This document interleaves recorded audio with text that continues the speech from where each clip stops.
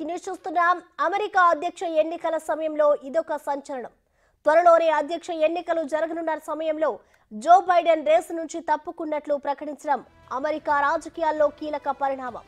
ఎన్నికలు క్లైమాక్స్ కు చేరిన సమయంలో బైడెన్ ఈ నిర్ణయం తీసుకోవడం హాట్ టాపిక్ గా మారింది. దేశ ప్రయోజనాల కోసమే తాను తప్పుకుంటున్నట్లు అమెరికా ప్రజలకు లేఖ ద్వారా తెలిపారు బైడెన్.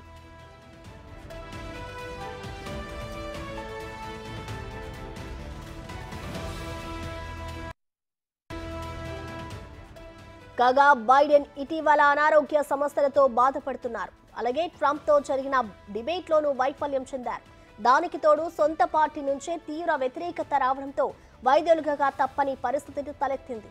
పార్టీ కార్యకర్తలకు దేశ ప్రజలకు లేఖ రాశారు. ఎన్నికలకు ఇంకా 4 నెలలే మిగిలి ఉన్న సమయంలో బైడెన్ పోటీ నుంచి తప్పుకోవడంతో డెమోక్రాట్లలో అయోమయ పరిస్థితి నెలకొంది.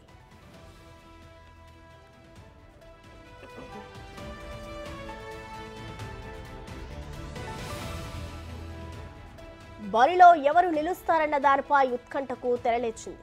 లేఖలో ఉపాధ్యక్షురాలు కమలా హారిస్ కు కృతజ్ఞతలు చెప్పిన బైడెన్ ఆమె అభ్యర్థిత్వానికి మద్దతు పలుకుతూ ఆ తర్వాత సామాజిక మాధ్యమాల్లో పోస్ట్ పెట్టారు. డెమోక్రాట్లలోనూ ఎక్కువ మంది హారిస్ వైపే మొగ్గు చూపుతున్నట్లు తెలుస్తోంది.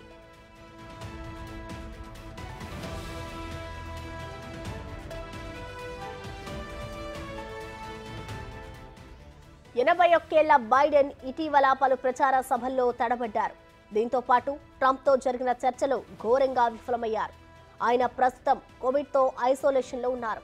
ఇటీవలే జరిగిన ప్రైమరీల్లో 95% డెమోక్రాట్ ప్రతినిధులు బైడెన్ కు మద్దతు పలికారు.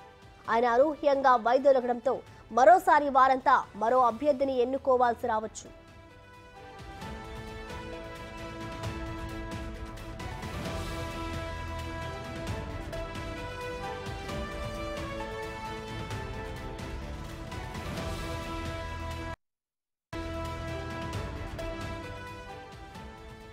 వచ్చే నెల 19 నుంచి 22 మధ్య షికాగోలో జరిగే సమావేశంలో అభ్యర్థిని ఎన్నుకుంటారు. దేశ చరిత్రలో అత్యంత చెత్త అధ్యక్షుడు బైడెన్ అని ట్రంప్ వ్యాఖ్యానించారు.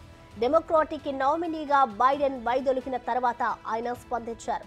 కమలా హారిస్ అభ్యర్థి అయితే తాను మరింత సులభంగా ఓడిస్తానంటున్నారు ట్రంప్.